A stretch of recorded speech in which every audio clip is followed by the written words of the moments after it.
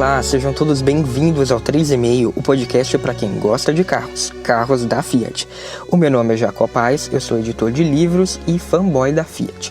Por aqui a gente vai conversar semana sim, semana não, sobre as novidades da marca, dicas de manutenção, segredos, histórias, além da cultura do carro italiano, na qual estão inseridos os modelos da Fiat, mas também de suas outras marcas, agora reunidas sob o guarda-chuva da Stellantis. No programa de hoje, inspirado pelo lançamento do novo Cinquecento no Brasil, teremos um bate-papo com dois donos de modelos elétricos. Um está no Canadá e vai nos contar a sua experiência com a Tesla. O outro está aqui no Brasil e tem uma das 10 raríssimas unidades do Cinquecento E apresentado em 2013 nos Estados Unidos. Como é ter um carro elétrico e quais as diferenças de embarcar nessa jornada em um país pronto para a tecnologia e em outro atrasado?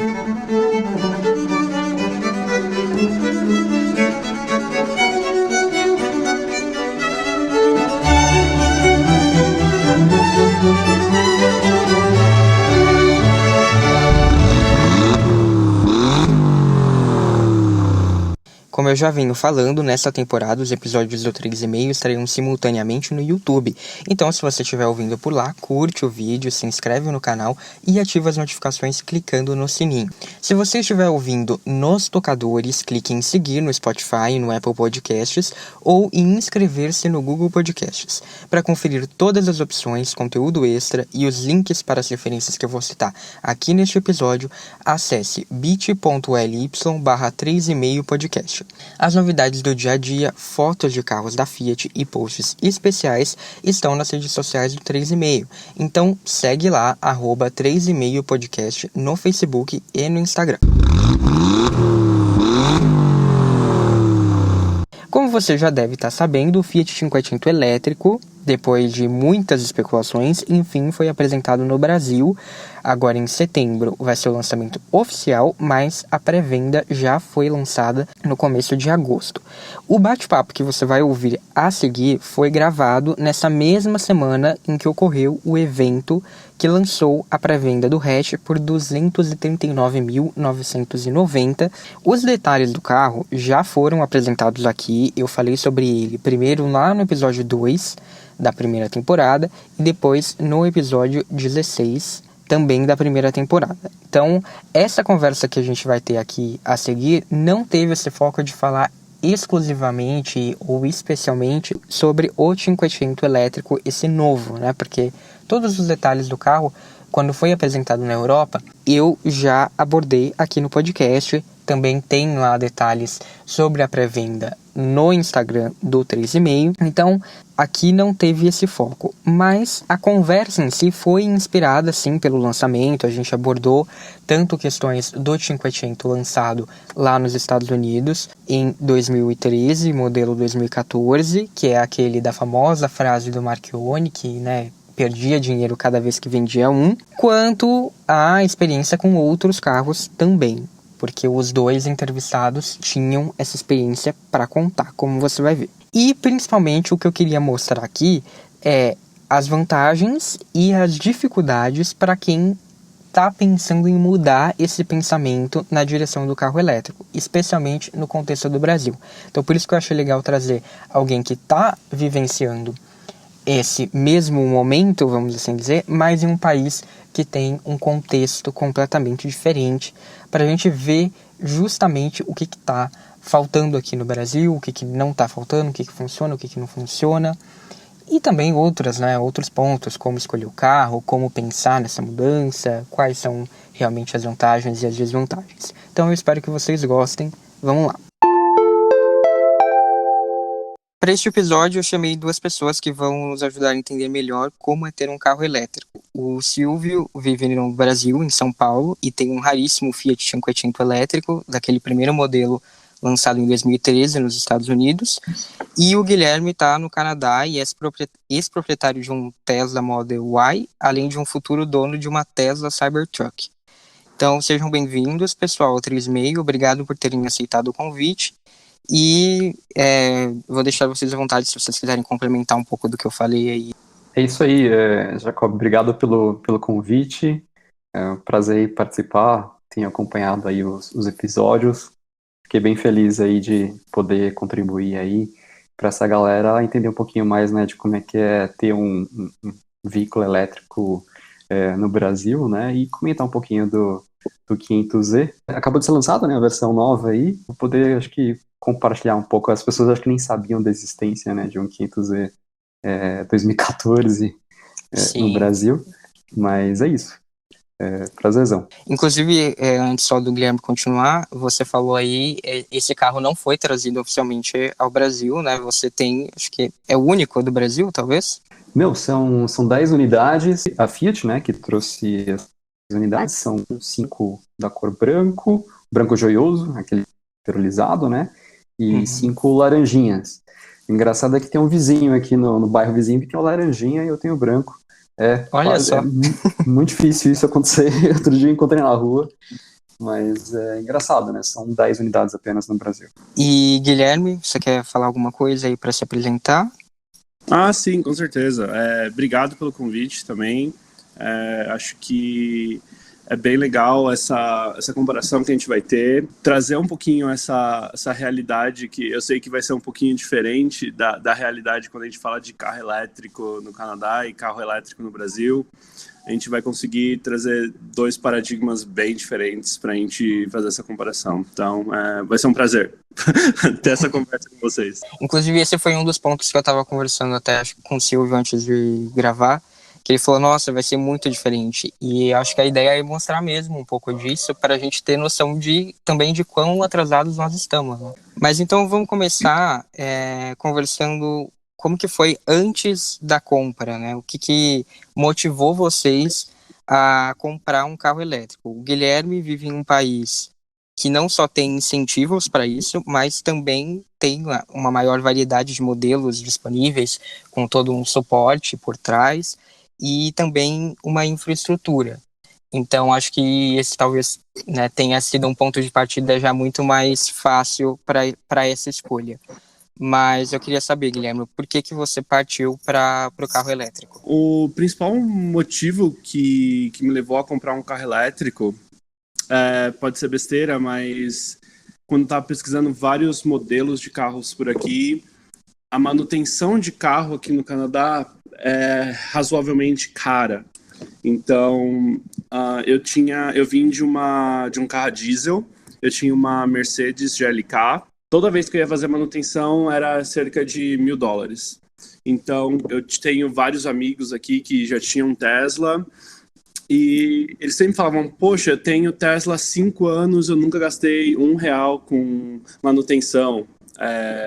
Então, pensando nisso, foi um dos motivos para eu trocar de carro. Um segundo motivo que eu achei bem legal é a comunidade da Tesla e como o pessoal pensa no meio ambiente. Então, eles não só estão ali para trazer uma tecnologia nova, trazer esse avanço na indústria automobilística, mas também para falar, poxa, a gente está aqui para fazer para diminuir a poluição, para ajudar o meio ambiente reduzindo veículos a combustão. Então, tudo isso me motivou bastante a chegar à decisão de escolher um carro elétrico e principalmente a Tesla, porque a Tesla hoje aqui no Canadá você consegue dirigir de um lado a outro do país usando a rede de supercharger deles. E qualquer outro modelo elétrico que eu fosse escolher aqui, eu não teria essa possibilidade, eu teria que depender de empresas terceiras para carregar o carro. Então, essa foi minha motivação inicial. Entendi. Nossa, é interessante, né? Porque geralmente, quando a gente fala em carro elétrico, a gente, não sei, né? Pelo menos o senso comum é que a manutenção pode dar muito mais dor de cabeça dependendo do que a gente fala, né? Silvio, para você, acho que, não sei se essa também foi uma preocupação ou não, porque a nossa realidade também é bem diferente, né? A realidade no Brasil é bem diferente. Tem algumas motivações, tá? A primeira motivação, eu acredito que seja... Porque eu gosto da parte de tecnologia, eu vejo alguma tendência que quero experimentar, trabalhei na área de inovação, né? Então eu sou aquele... O early adopter, né? Eu sou o cobaia, vou lá, experimento, quero saber como as coisas acontecem. E carro elétrico no Brasil realmente é uma coisa... Não existe esse mercado, né? Quando a gente olha ali comparado aos números, né? Realmente não existe ainda, é muito pequeno o mercado, né? Esse ano é que aumentou bastante, realmente venderam 10 mil unidades entre veículos elétricos híbridos, né, e 100%, comparado ao ano passado, no mesmo período ali, que foi, acho que, coisa de 6 mil veículos. Mas o que eu gosto é da novidade, né, e também coisa do meu pai, né, meu pai, ele sempre foi maluco por carro, então eu sempre gostei muito de carro. Mas agora, você comentou, né, assim, como é que é ter um carro elétrico comparado aos incentivos que existem lá fora, né? Cara, não existe basicamente incentivo, né? O que tem ali algum tempo atrás eles começaram a cortar o imposto de importação, mas mesmo assim ainda tem o de produtos industrializados, né, IPI, ainda tem COFINS, PIS, PASEP, enfim, outros, ICMS, enfim, tem uma redução, mas, cara, é muito caro, né, quando você olha a cotação do dólar lá em cima, quando você vai tentar importar, realmente ainda é muito caro. E eu tive duas oportunidades, assim, né, então, no passado, em 2017, foi quando eu vi a BMW 3, foi o primeiro veículo que trouxeram para o Brasil, de fato, assim, a ser vendido oficialmente para uma montadora. Na época, o modelo mais barato, eles fizeram uma promoção, né, que não estava vendendo. Você conseguia comprar na faixa, ele custava acho que 220, 230. Aí depois teve um mês assim que eles começaram a vender a 180. Uma pechincha. Assim, nossa, falando, mas cara, ainda tá muito longe. Isso em 2017, imagina, né? Ainda é muita grana pros padrões, assim, né? O brasileiro médio olha e fala, cara, 200 pau um carro, né? Não é qualquer um que pode. E aí surgiu uma oportunidade, eu ficava caçando os Aginhos, né, os seminovos e tal, e apareceu uma senhora de Blumenau. Ela ganhou uma BMW i3 e ninguém queria comprar esse carro porque falavam que justamente que não ia ter manutenção, que se quebrasse ninguém ia arrumar, tal, não sei o quê. Eu fui atrás, né, para entender, e fui ver, assim, o carro tinha garantia fornecida pela própria BMW. Falei, de repente pode ser. E ela tava pedindo na época 140 mil. Eu cheguei, ninguém queria comprar, ela tava desesperada porque ela ganhou numa promoção de shopping de fim de ano. Nossa. Né? E aí ela nem pegou o carro, falou, não vou nem pegar esse carro, vou vender, e ela colocou no LX. Fui de São Paulo até lá pra ver o carro, porque eu tava maluco. E aí eu fiz uma proposta pra ela de 120, ela, tá bom, topou. E o desafio era justamente esse, manutenção, né, porque são poucas unidades também da BMW que entendem da série I, e a manutenção, o carro deu problema, obviamente no Brasil, né, porque o piso, né, o nosso asfalto, ele não, né, não é aquele tapete. Então, assim, o carro chegou a quebrar um suporte do motor, o motor basicamente se soltou e rompeu o chicote principal por conta da vibração. Mas isso era um problema comum, tá? Um problema, assim, crônico da i3. Muitas i3 tiveram esse problema. A bateria também, 2 packs dos 8 packs pifaram dentro da garantia. Mas aí a BMW foi lá e trocou. Agora, pegar uma BMW i3 usada, que já acabou a garantia, putz, cara, tem que gostar muito da marca, tem que ter muita bala no banco ali, né? Tem que ser muito corajoso. E daí você ficou com esse carro, os 2 anos que tinha de garantia, e depois vendeu, foi isso? Foi, basicamente, ele quebrou algumas vezes. Ele é conectado, né? Ele tem um chipzinho SIM. Esse módulo também pifou uma vez, eles trocaram. Cara, ficou assim, de um ano que eu fiquei com o carro, 3 meses o carro ficou na concessionária, mas esperando as peças. Mas isso não é um problema de um carro elétrico. É um problema de uma BMW, de um carro importado como um todo, né? Então, assim, eu fiquei um tempo e acabei, venceu um ano de garantia e eu acabei vendendo. E você conseguiu vender ele rápido? Como que foi? Tem uma associação que é a Bravei, eu sou sócio fundador, são proprietários de veículos elétricos, né? No Brasil todo mundo se uniu, porque é um grupo bem pequeno, para poder fomentar a popularização dos veículos elétricos no Brasil. Eu joguei no grupo, apareceu, sempre tem gente falando, pô, eu quero comprar, e eu acabei vendendo razoavelmente rápido, né, para um preço aceitável. Eu acho que hoje, esses proprietários de veículos 2015 vão ter, sim, dificuldade na hora de vender, e vão ter que vender bem barato, né? E quem quiser comprar vai eventualmente comprar na faixa dos 110 até 100 mil reais um veículo elétrico. Tem que ser corajoso. É. E o Guilherme, você também vendeu, né, recentemente o seu Tesla. E como que foi? Foi bem fácil, imagino, né? Minha situação foi um pouquinho diferente da situação do Silvio. Eu comprei meu Tesla em março desse ano e é realmente um carro sensacional. Foi até engraçado a forma que eu comprei o carro, né? Porque eu comprei um que eu chamo de elefante branco. Eu comprei um Model Y Standard Range, que foi o modelo que durou 2 meses no mercado. A Tesla começou a ter vários problemas para entregar carros. Então, para você ter uma ideia, hoje, se você quiser comprar um Model Y aqui, você vai conseguir ter uma entrega do carro só em janeiro do ano que vem. Então, basicamente, essa foi minha motivação para vender, porque eu comprei o carro e tava muita gente querendo comprar o carro, mas não tinha mais carro. Aí eu falei assim, poxa vida, eu trabalho de casa, não tenho a necessidade de ter um carro agora. Então, eu vou colocar no mercado para ver o que acontece, né? E foi engraçado que era, não sei, 50 mensagens por dia de pessoas querendo comprar o carro. Meu Deus. E você ganha dinheiro vendendo carro. Com certeza. Foi um investimento, aí sim pode dizer que foi. Literalmente um investimento, para vocês terem uma ideia. Eu consegui vender o carro 10 mil acima do que eu paguei. Uau. Aí sim. Então, foi bem interessante.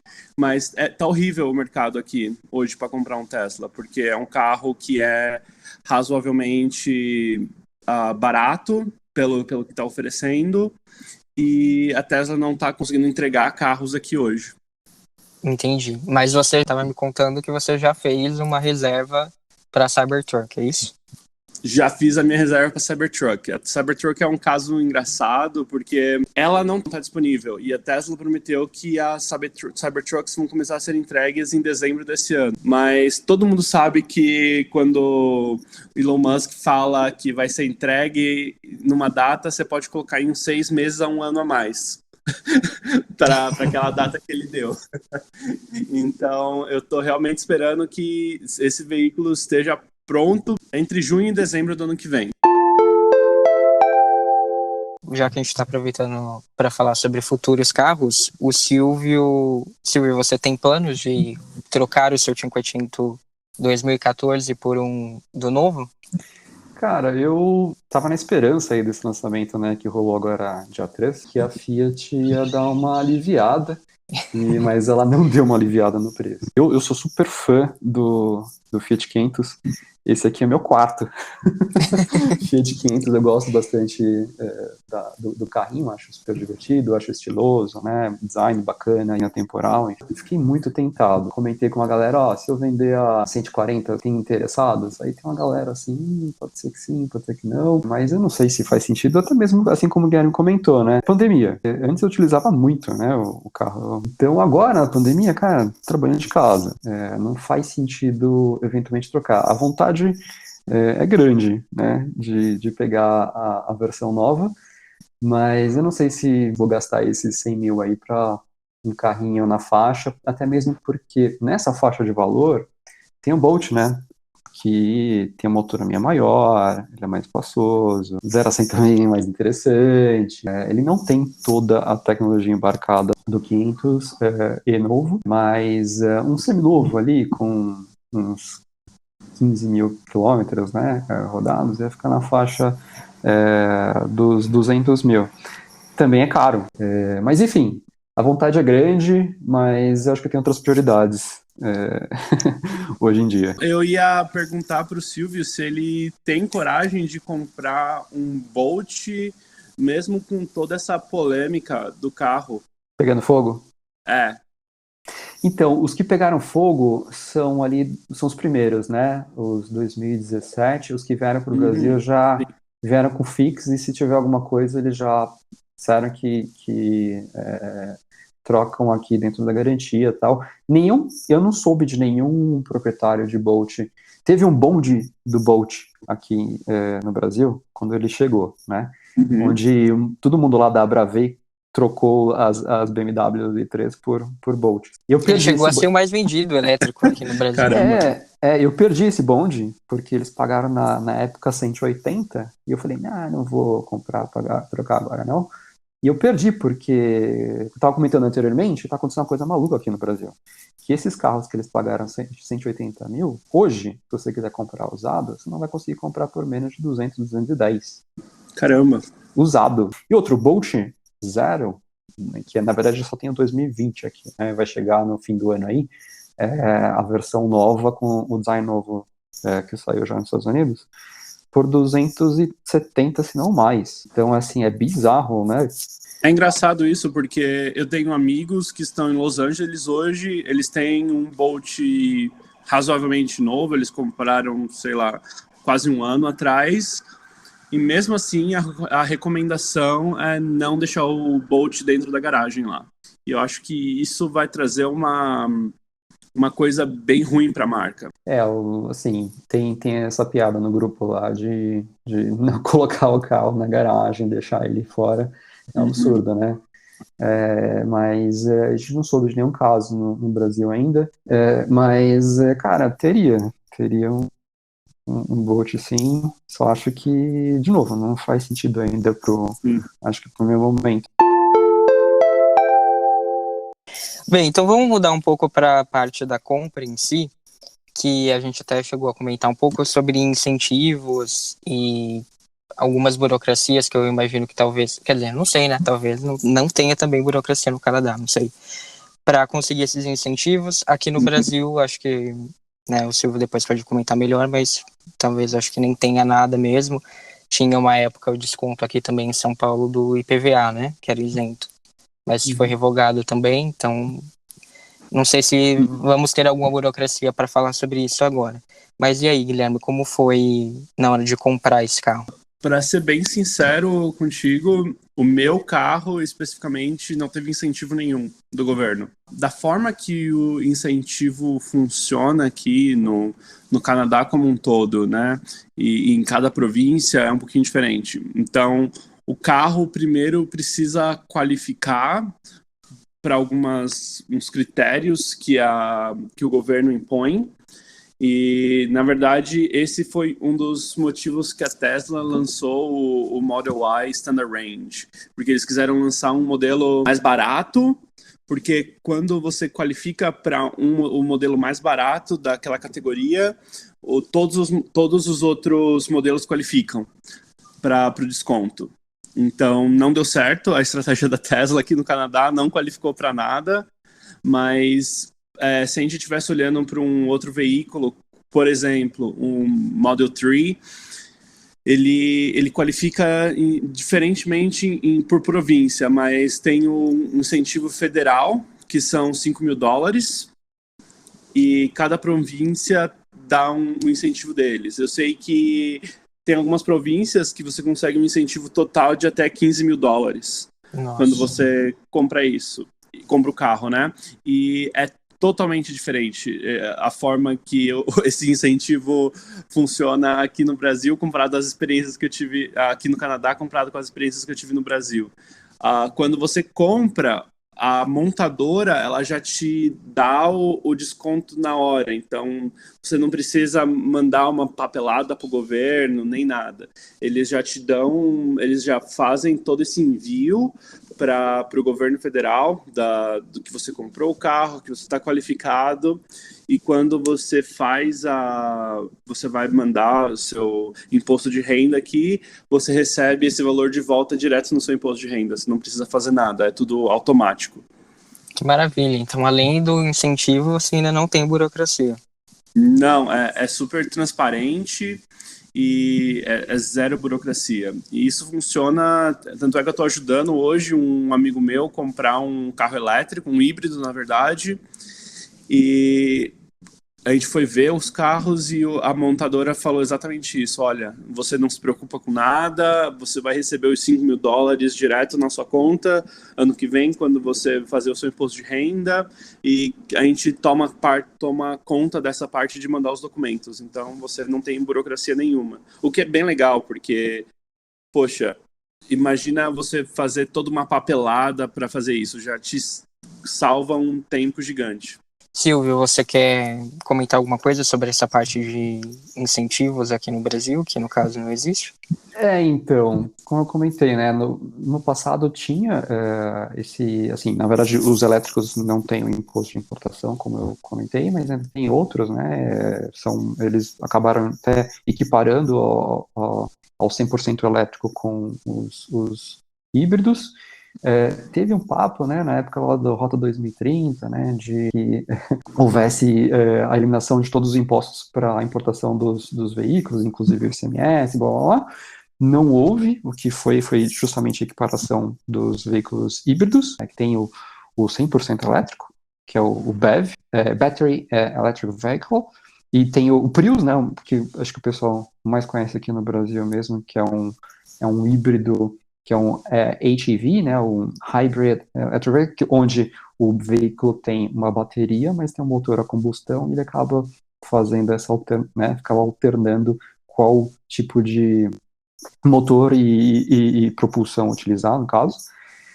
E que não vai na tomada, né? E que não vai na tomada, exato, né? Tem algumas montadoras aí trazendo híbridos com essa chamada de marketing. Não precisa plugar na tomada, né? Como se fosse uma coisa boa. A galera dos 100% elétrico acha meio, né, forçação de barra da galera de marketing. E tem os PEVs, né, que é justamente isso, é como se fosse um Prius ali, que você tem uma autonomia um pouco maior, utilizando só a bateria, mas você precisa plugar na tomada ali, que tem o que, uns 40, 50 quilômetros, às vezes até menos, né, 20 quilômetros, utilizando só na bateria. E tem os que nunca vieram para o Brasil aí, que são os full cell, né? Só trazendo aqui rapidinho para o mundo da Fiat, né, para o pessoal que costuma escutar o podcast. No caso do plug-in híbrido, a gente teria os Jeep Compass e Renegade, que estão previstos para chegar até o final do ano, pelo menos um deles. E totalmente elétrico, por enquanto, só o Cinquecento. O híbrido que não vai na tomada, né? E a gente não tem no grupo Stellantis atualmente. Exato. E tem também um que é o híbrido leve, né? Que às vezes assim, o pessoal que é mais do elétrico também torce o nariz, porque né, é uma coisa muito simples, mas que na Europa, por exemplo, vale como híbrido, então ele acaba entrando na legislação, acaba se beneficiando, que é o caso do próprio Cinquecento híbrido que existe lá na Europa. Né? Correto. Só uma coisa, acho que você comentou anteriormente, Jacob, que é sobre o incentivo do IPVA. O que aconteceu esse ano foi que eles havia um limite, né, de veículos até R$150 mil que o pessoal estava batalhando para aumentar esse limite, que no caso, na cidade de São Paulo, você tem 50% de desconto, né, então seriam 4%, da parte que diz respeito à cidade, seria então 2%, porque os outros 2% é da União. Então, esses 2%, metade, então 1%, você teria esse desconto de PVA para veículos até R$150 mil. Mas se você for ver, que veículo elétrico, né, até R$150 mil existe, né? Então, acho que talvez no passado o Prius, mas acho que até agora o Prius também deve ter já ultrapassado. Então, só veículos mais antiguinhos ali, quando você olha a tabela, que realmente vão fazer uso desse benefício aí de 1% de desconto na cidade de São Paulo. Você pode transferir esse benefício de 1% para você abater em créditos para o IPTU, que é uma coisa muito simbólica, né? Tipo, meu, cara, você vai pegar o seu dinheiro, você não quer abater o IPTU. Vai dar na mesma, basicamente, né? Vai dar na mesma. Então, acho que agora a gente pode falar sobre os carros em si. O Silvio falou que ele já tinha um histórico com carros eletrificados, né? Já tinha anteriores. Então, não sei se você pode falar da sua experiência com o Cinquecento em si e também sobre os outros, claro. Mas como que foi essa transição, né, do carro a combustão para o elétrico? Como que foi o seu primeiro dia com o carro elétrico? Eu vou falar então lá em 2017. Eu morava numa casa, eu tinha uma tomadinha 220 lá, o carro ele já vem com um carregador portátil, então eu plugava lá, eu chegava em casa, plugava, carregava como se fosse um celular, de fato. E naquela época eu não entendia nada, né?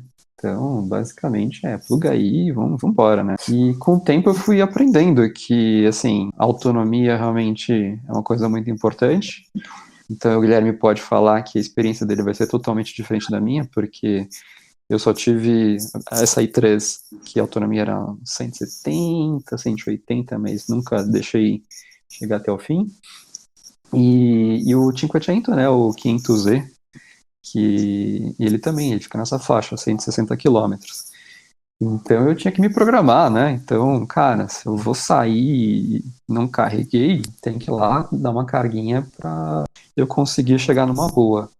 Então é isso, né? A diferença, basicamente, né? Você ter acesso a qualquer posto de gasolina que você para lá e abastece e continua a tua jornada. É um carro urbano, né? Os dois são carros urbanos, apesar de eu ter feito a maluquice de viajar. Depois eu posso contar também. Mas cara, não foi feito para viajar, né? Nisso, os Teslas, tipo, a rede ali, acho que o Guilherme vai poder contar. Aqui no Brasil, quem não tem um Bolt, não viaja. O Bolt, ele tá ali na faixa acima de 400 km de autonomia. E posto de recarga legal, que assim, cidade de São Paulo tem vários postos gratuitos, né? Acho que depois o Guilherme pode comentar se tem custo, não tem. Mas no Brasil, basicamente tudo é gratuito. Se não for gratuito, você tem que pagar o valor do estacionamento. Então eu vou no Pão de Açúcar, se eu colocar lá para carregar e não comprar nada, eu tenho que pagar o estacionamento deles. Mas geralmente eu vou para fazer compras, coloco lá, ganho uma carguinha em alguns quilômetros e volto para casa, né? Então, sobre esse ponto, eu até queria ver com você uma coisa antes de passar para o Guilherme, que é quando você encontra esses pontos, né, você consegue carregar fácil ou geralmente está ocupado? Como que é?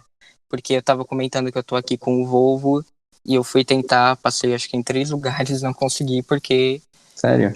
porque tem tipo 2 pontos e já estavam todos ocupados. Como que funciona? Você tem essa dificuldade ou não? Tá, já tive.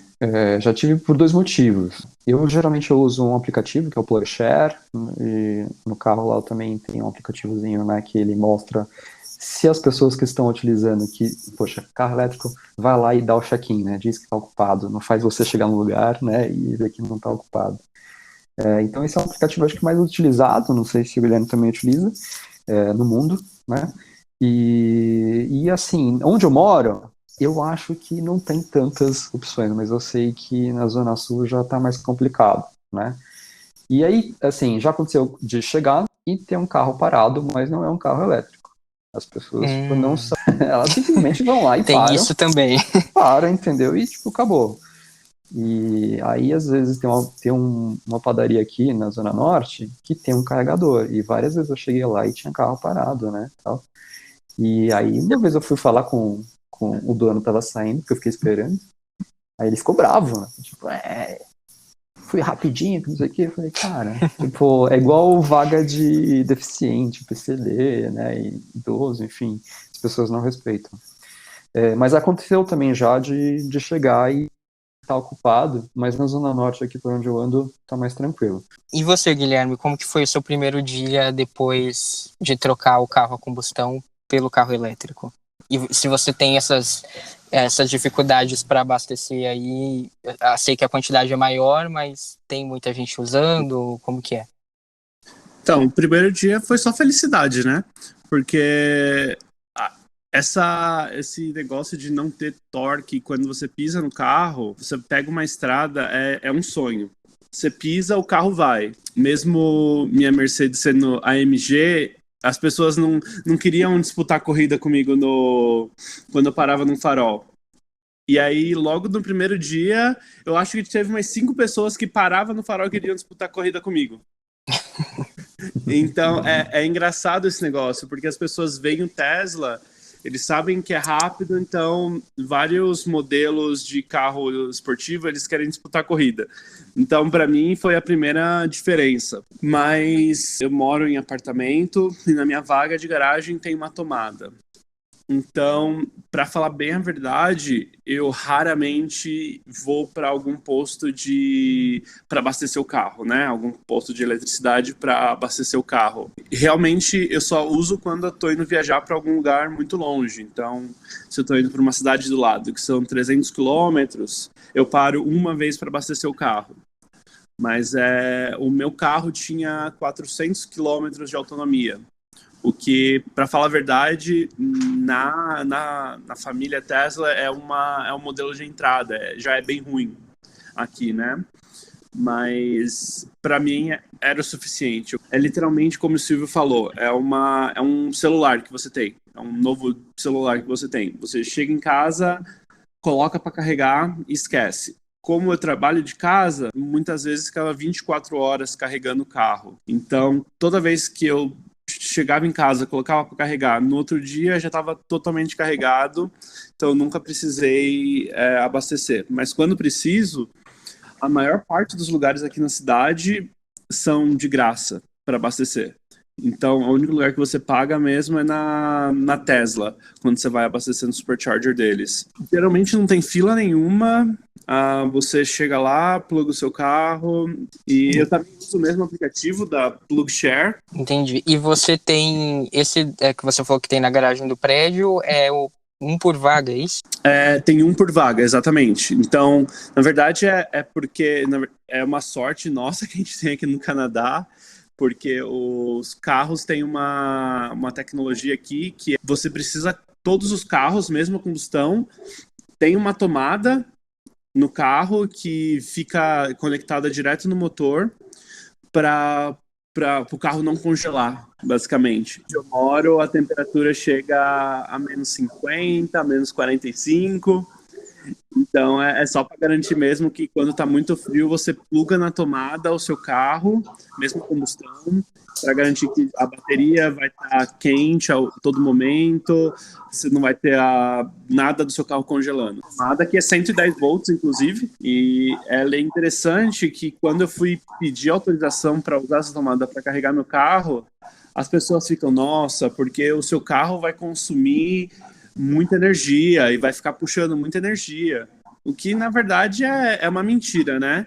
Porque, lendo comparações de o que é um carro elétrico conectado na tomada 110, é basicamente uma luz que você deixa ligada dentro de casa. Então, não é nada assim fora do normal que você vai pagar de eletricidade a mais. É uma tomada tradicional, não é aquele wallbox que você tem, né? Não, é uma tomada que você conecta seu celular para carregar. Entendi.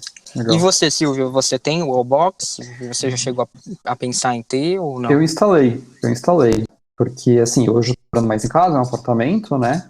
E aí eu fui conversar com o síndico, eu falei, poxa, ó, tem uma tomada 220 aí? Eu falei, poxa, não tem tomada 220, é só 110. Eu falei, cara, não dá para eu ter um elétrico aqui, né?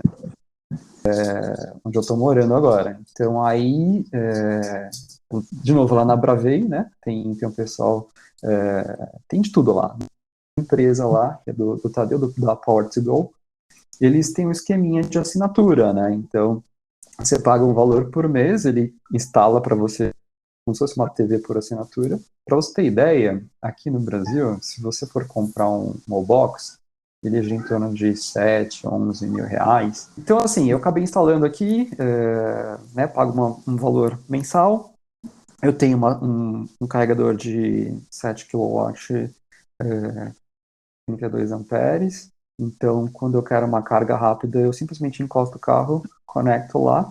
Então, 10, 15 minutos, meia hora, ele carregou o suficiente, porque são 160 kW, não são 400, então ele carrega razoavelmente rápido nessa amperagem. Mas você aí falando do preço do wallbox, até se torna uma vantagem, então, comprar o 500 na pré-venda, né? Porque sim. já vem aí de graça. Da WEG, né? Então, achei interessante. O novo 500, ele parece assim, ele vem com um conector DC, então você vai poder carregar ele super rápido até 85 kW, cara, o que é bem bacana. Então, em casa, é igual todo mundo deveria tomar cuidado com a bateria do celular. O celular não avisa quando a bateria chega ali perto dos 20% que você deveria carregar. quando você está carregando, ele também não avisa uns 80%, 90% que você deveria desconectar, que já deu carga suficiente? Sim, para não contar o ciclo inteiro, né? Exato, por quê? Se você sair dessa carga ótima, né, que é os 20, 80, você está diminuindo a vida útil da sua bateria. E a mesma coisa para o carro. E as baterias são caríssimas, né? Então, meu carro, quando eu peguei, eu comprei ele usado. Depois eu posso falar como é que eu comprei.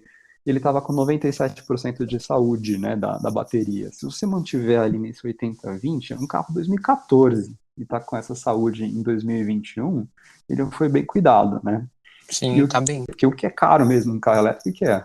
É a bateria, né? Ou a bateria de alta voltagem. Então, acho que a única coisa que eu fico me regrando aqui, para que eu tenha o carro sadio, né, por muitos anos, é manter nessa carga aí de 80-20, né? E quanto mais carga ele tiver ali, quanto mais, se você mantiver até, não deixar chegar próximo aos 20%, melhor. Então, a gente já está se encaminhando aqui para o final. Eu queria saber o que vocês, né, uma coisa ou duas coisas que vocês mais gostam e mais detestam do carro de vocês. Vamos começar pelo Guilherme, pode ser? Bom, eu curto velocidade pra caramba. Então, pra mim, o torque instantâneo que tem no carro e dá aquele boost é sensacional pra mim. Isso é a minha paixão. Então, quando estou dirigindo na estrada e preciso ultrapassar, ou eu preciso fazer alguma coisa mais arriscada, é sensacional. Quando você começa a pensar pelo menos eu me sinto bem, quando eu começo a pensar num geral, pensar que você está fazendo sua parte para o meio ambiente também, né? Porque você não está mais poluindo tanto o ar com um veículo a combustão. Então, eu acho que é bem legal você começar a pensar nessa outro ponto do veículo elétrico, porque não é só um veículo novo, não é só um veículo cheio de tecnologia, é um veículo que você está ajudando também o meio ambiente. Eu acho que eu concordo com ele quanto ao torque. Eu já andei num Tesla e realmente é incrível. Você pisa e aquela coisa de você grudar no banco é uma coisa, tipo, é surreal. Quem fala mal de carro elétrico, sei lá, 99% nunca teve essa experiência, né? Eu acho que quando tiver essa experiência, você tiver essa possibilidade, experimente, você vai ver que fala, cara, que legal. Muita gente fala mal de carro elétrico, não tem. O cara fala, porque não tem o barulho do motor, não tem a vibração. E os caras inventam de tudo, né? Sim. A maior parte dessas pessoas nunca experimentaram, né, andar num veículo tão rápido quanto, né, que faça 2, 3 segundos de 0 a 100 ali.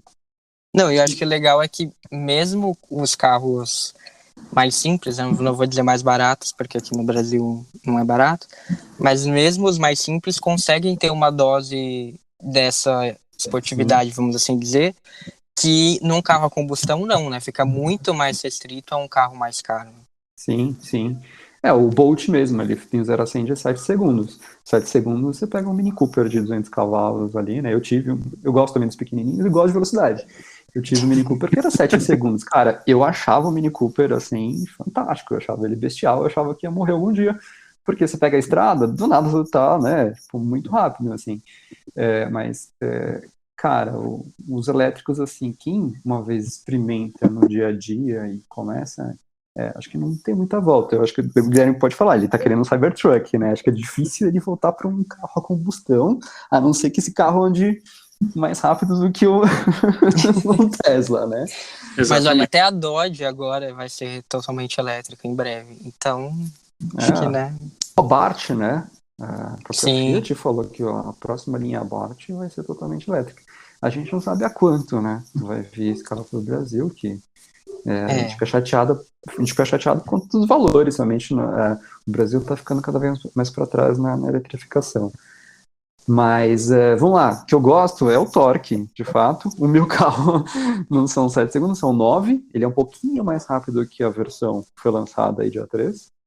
Mas basicamente dá na mesma, ele meio que compete quase ali com um Abarth de largada, mas depois perde o final porque ele é limitado a 150 km. Tem isso, né, os elétricos, com exceção aí nos Teslas da vida e Taycan, enfim, eles têm uma limitação, eu até acho que faz sentido, né, que estrada por aí, tirando o Autobahn, você vai passar de 120, não faz muito sentido. E o que eu não gosto, obviamente, né, ainda o que me deixa, ainda assim, é a questão da autonomia, mas imagina no passado que tinha os tijorolas lá, né, que eram gigantes, tinham, né, pouca tecnologia e foram evoluindo. Eu acho que é natural, é o que já está acontecendo, né? O próprio 500 é um exemplo, né? Porque essa versão que você tem, ele tinha uma autonomia de 87 milhas, mais ou menos, segundo a EPA, né? EPA, que é dos Estados Unidos,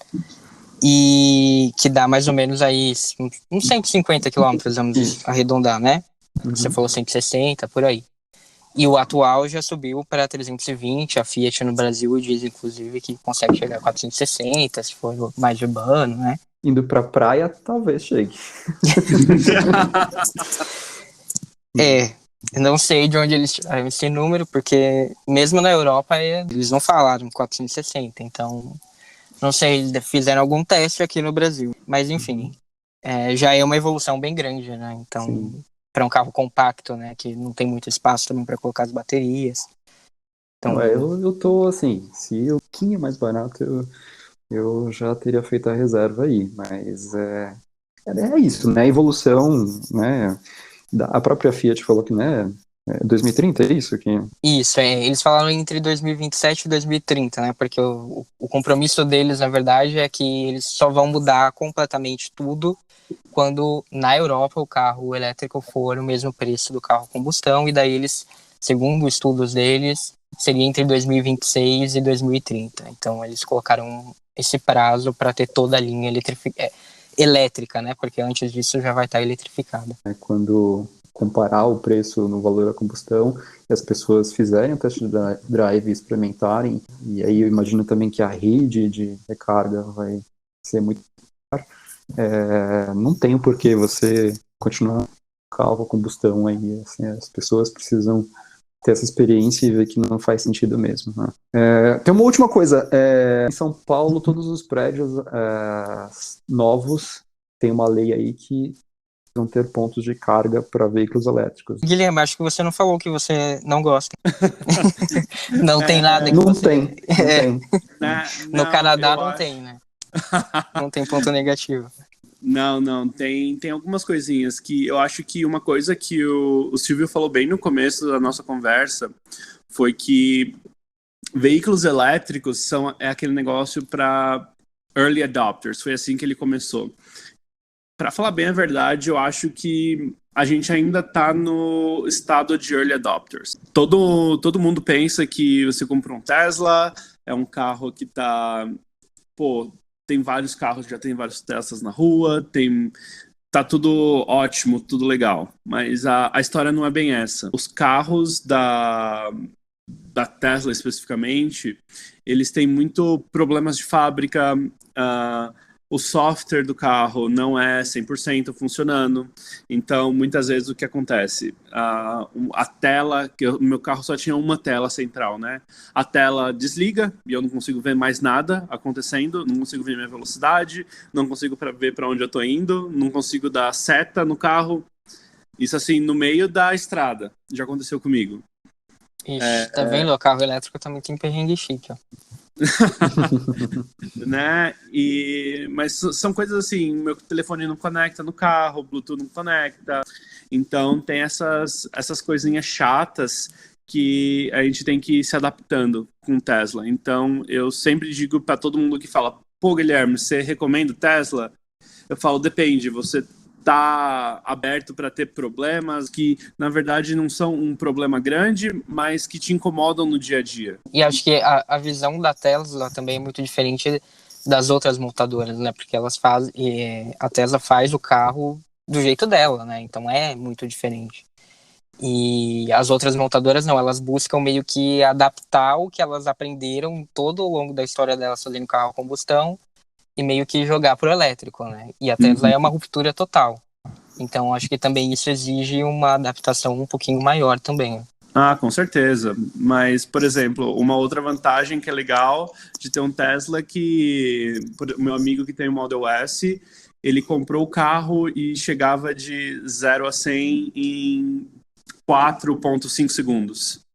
A Tesla conseguiu, fez uma mudança totalmente, reescreveu o código, né, do carro e fez um software update pro carro dele, que foi de 4,5 para 3,9 segundos, o 0 a 100. Uau.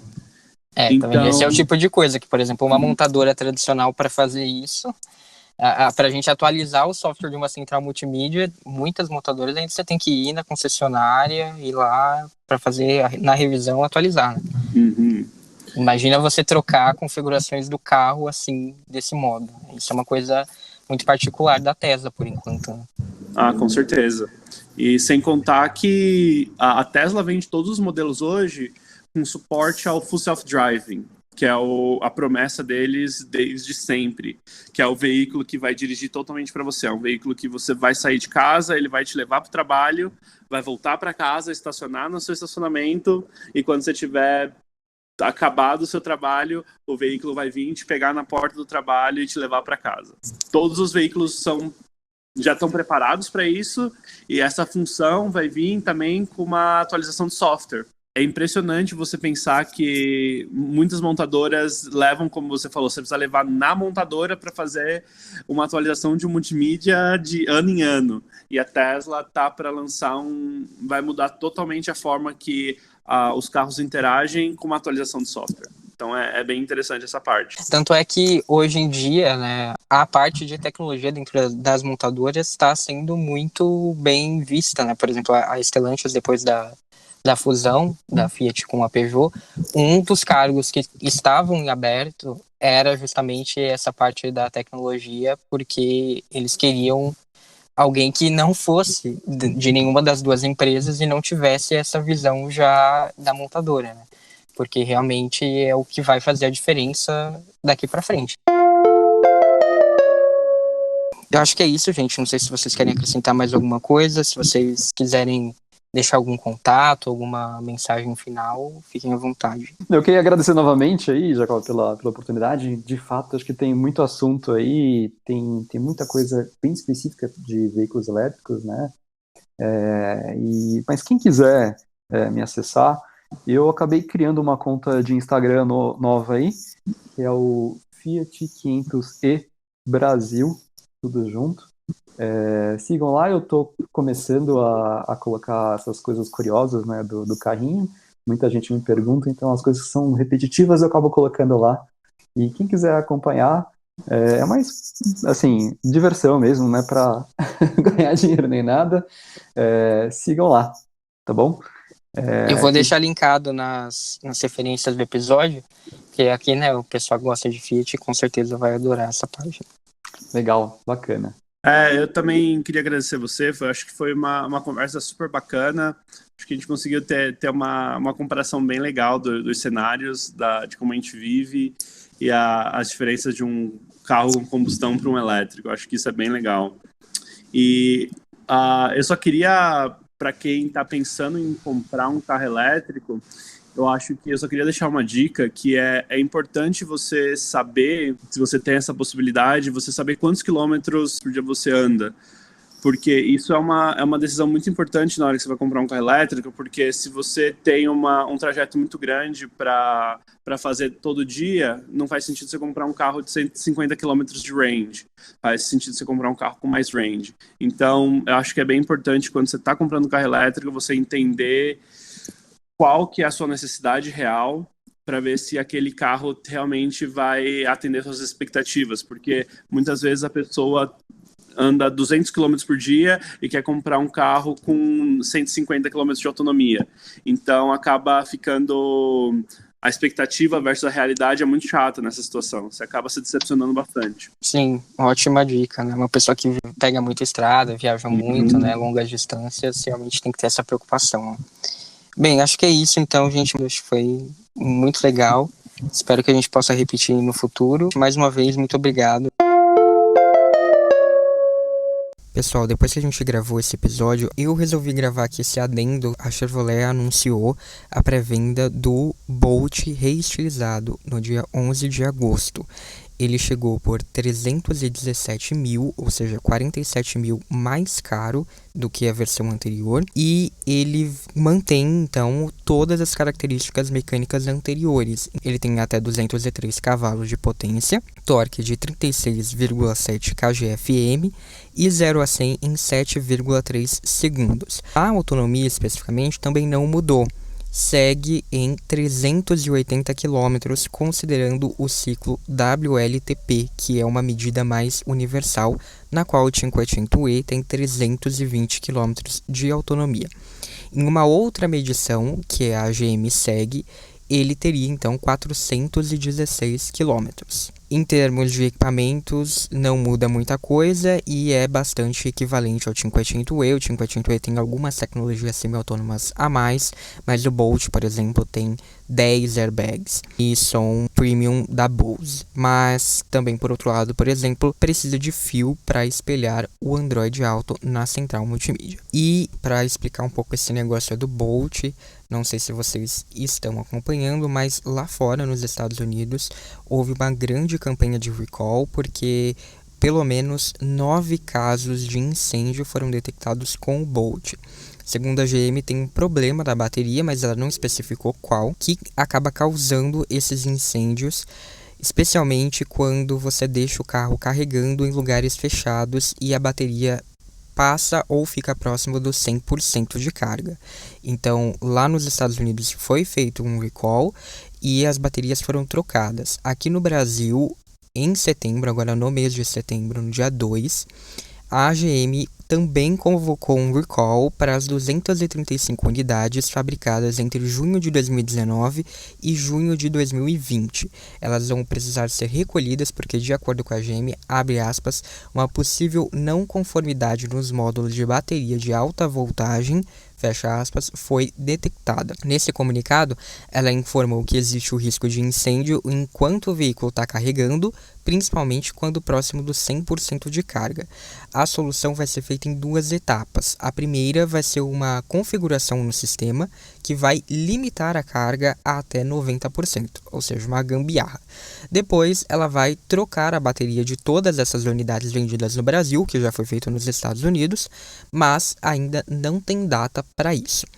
O modelo novo já vem com uma nova bateria fornecida pela LG, então, segundo a General Motors, ela não vai impactar, não vai ter nenhum problema nesse facelift oferecido pela Chevrolet. Falando sobre incentivos e no estado de São Paulo, no começo deste ano de 2021, a Assembleia Legislativa de São Paulo aprovou um projeto de lei que isentava carros elétricos de pagarem IPVA. Só que o governador João Dória vetou esse texto porque ele disse que não foi feito um estudo, uma estimativa orçamentária de um estudo de compensação para esse incentivo. Então, por conta disso, ele não foi aprovado, não existe, só mesmo o da cidade de São Paulo. Por hoje foi isso, muito obrigado a você que escutou a gente até o final, eu espero que você tenha gostado do bate-papo. Se sim, me manda uma mensagem falando o que mais que você quer saber sobre carros ou sobre o Cinquecento elétricos no Instagram, assim eu posso preparar mais material sobre esse assunto. E por lá no Instagram também você vai ver alguns bastidores do test drive que eu fiz no lançamento da Fiat, que está lá nos destaques. Então, obrigado, um abraço e até a próxima, ou no @3,5podcast nas redes sociais.